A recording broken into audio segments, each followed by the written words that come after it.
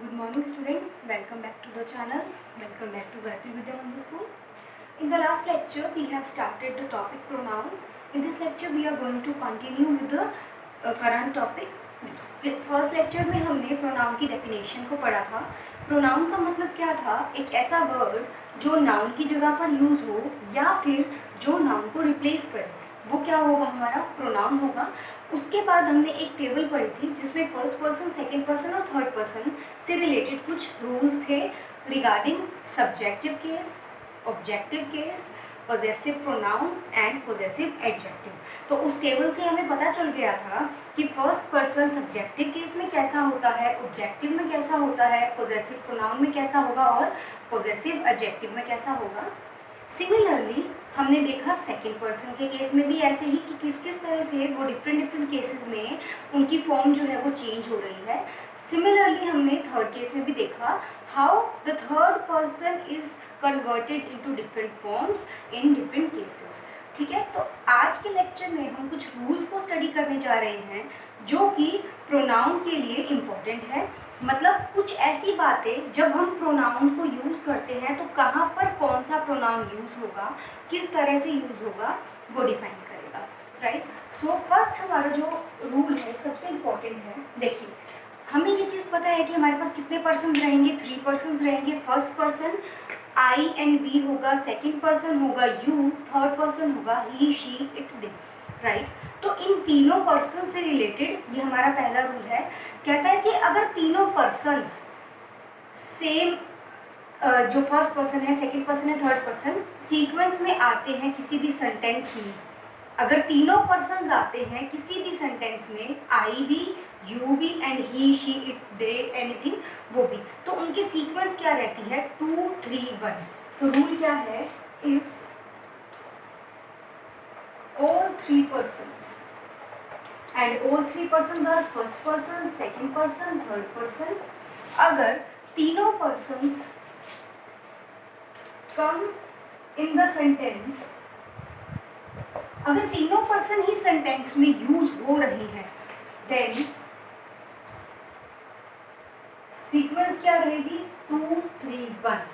यानी कि second person first आएगा, पहले जो हम यूज करेंगे वो सेकेंड पर्सन को यूज करेंगे, यू को. फिर थर्ड पर्सन आएगा, ही, शी, इट, दे. फिर फर्स्ट पर्सन आएगा यानी कि आई या वी. तो कभी भी सेंटेंस अगर ऐसा होगा तो first person, second person, third person, तीनों पर्सन अगर एक सेंटेंस में यूज हो रहे हैं, सीक्वेंस क्या रहेगी? 2, 3, 1. Let us understand this with a example. देखिए,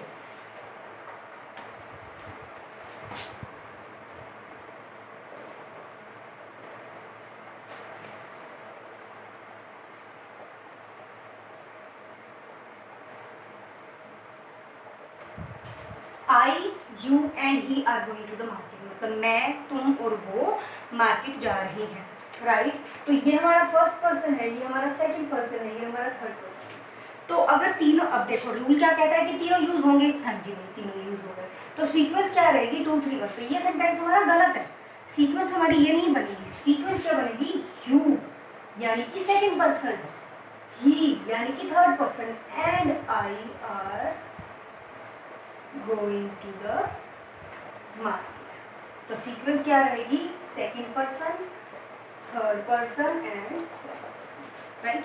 तो फर्स्ट रूल कहता है कि अगर तीनों पर्सन यूज हो रहे हैं किसी सेंटेंस में तो सीक्वेंस क्या रहेगी हमारी? आई, यू, सॉरी, सीक्वेंस रहेगी हमारी सेकंड, थर्ड एंड फर्स्ट, यानी कि you, he and I. Right. That means first, second, third is not the sequence. Second, third, first is the sequence.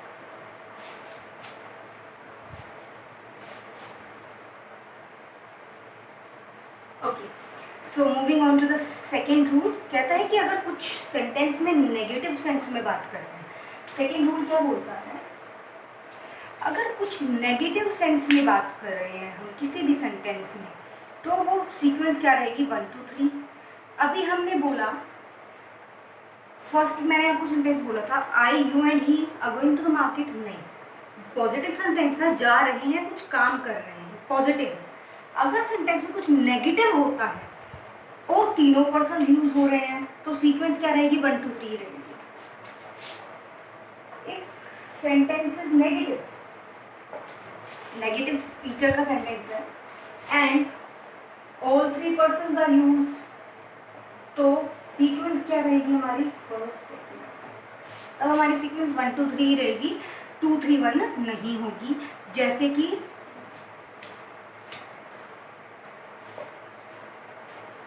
देखिए, फर्स्ट पर्सन था I and we, second person you, third person he she it they.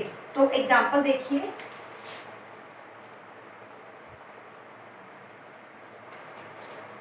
We you and ही।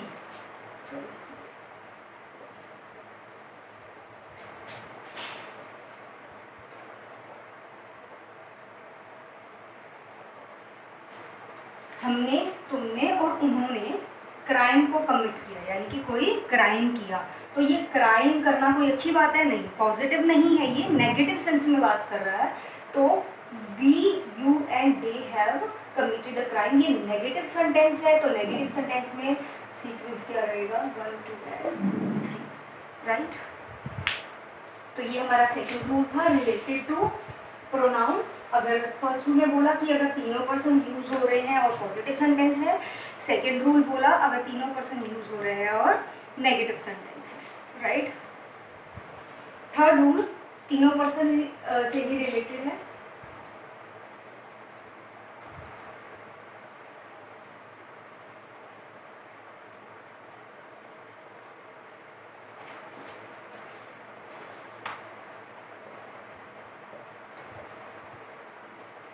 एक होता है singular, एक होता है plural. Singular मतलब एक से ज़्यादा, यानी कि प्लूरल।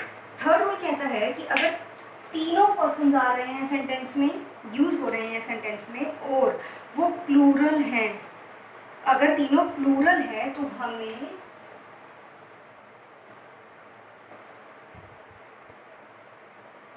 कोई सीक्वेंस देखने की ज़रूरत ही नहीं है, no need to see the sequence. 1 2 3 जैसे first person, second person, third person होता है वैसे ही आएगा, whether the sentence is positive और नेगेटिव। कोई वो नहीं है 2 3 1 3 2 1 ऐसा कुछ। 1 2 3 जैसे हमारा फर्स्ट पर्सन आता है पहले, फिर सेकंड पर्सन आता है, फिर हमारा थर्ड पर्सन आता है, तो हमें पॉजिटिव नेगेटिव देखने की भी ज़रूरत नहीं है अगर तीनों प्लूरल है। और दूसरा कोई सीक्वेंस बनेगी नहीं, जैसे हमारा फर्स्ट पर्सन पहले आ गया, सेकंड में आ गया, थर्ड में थर्ड आ गया, वैसे ही हमारा सीक्वेंस जो है वो चलेगा। एग्जाम्पल देखिए इसका, जैसे कि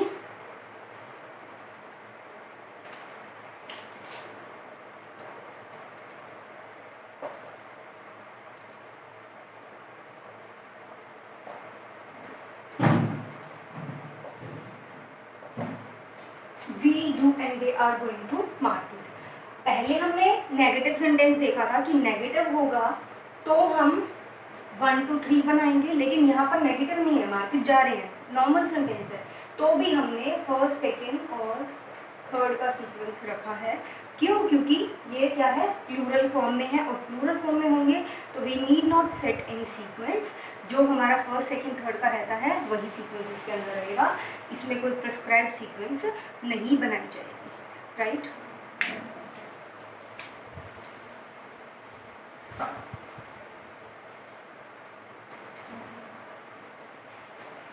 फोर्थ इंपॉर्टेंट रूल है,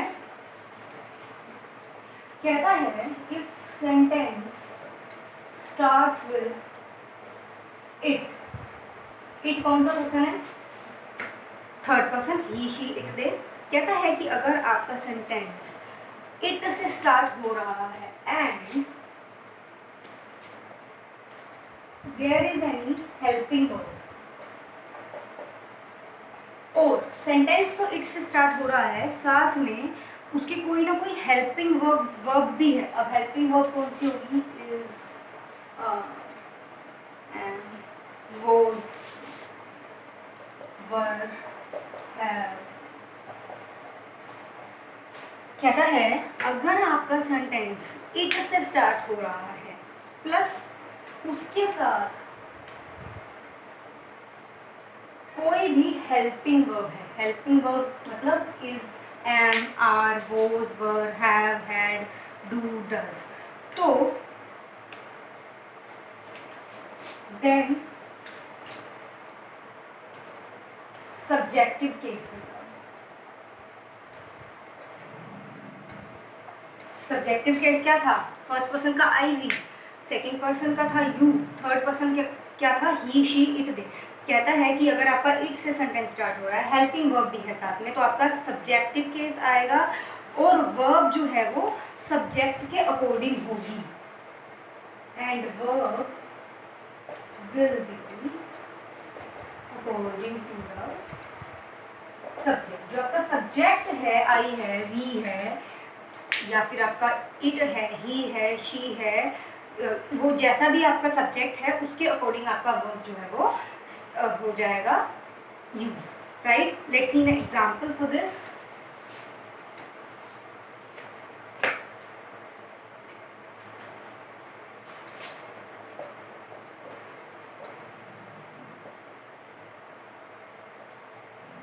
सेंटेंसेस आपका, it is me who is responsible, ये मैं हूँ जो रिस्पॉन्सिबल हूँ इस चीज के लिए। देखिए firstly sentence starting with it, right. इस सेंटेंस में गलत क्या है, सबसे पहले तो मी नहीं होगा। क्या बोला मैंने, सेंटेंस अगर इट से स्टार्ट हो रहा है, कोई हेल्पिंग वर्ब है, इज है ना हेल्पिंग वर्ब, यहाँ बताया था इज हेल्पिंग वर्ब है आपका साथ में, और सेंटेंस आपका इट से स्टार्ट हो तो क्या आएगा, subjective case. Me is not the subjective case, first person का subjective case was I, right. तो यहाँ पे मी नहीं आएगा, मी की जगह क्या आएगा, I, because subjective case of first person is I and we, so we are not going to use here me, we are going to use here I, so the sentence will be it is I who is responsible। अब who is नहीं आएगा, अब आगे continue जब हमने किया तो बोला कि सेंटेंस इट से स्टार्ट हो रहा है, हेल्पिंग वर्ब भी है साथ में, तो सब्जेक्टिव केस आएगा, लगा दिया सब्जेक्टिव केस। उसके बाद आपका वर्ब अकॉर्डिंग टू सब्जेक्ट होगा, तो it is who is I नहीं आएगा, who is M.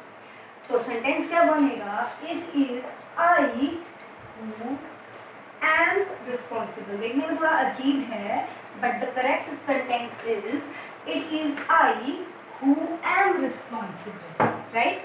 So firstly it, then helping verb, then subjective case will come and verb will be according to the subject। so ये कुछ rules थे किसके, pronoun के। 3-4 rules हमने पढ़े हैं, first person, second person, third person से related 3 rules थे। फोर्थ रूल था हमारा use of it and helping verb along with it. Next rules we are going to continue in the next class. Some rules are left that we are going to continue.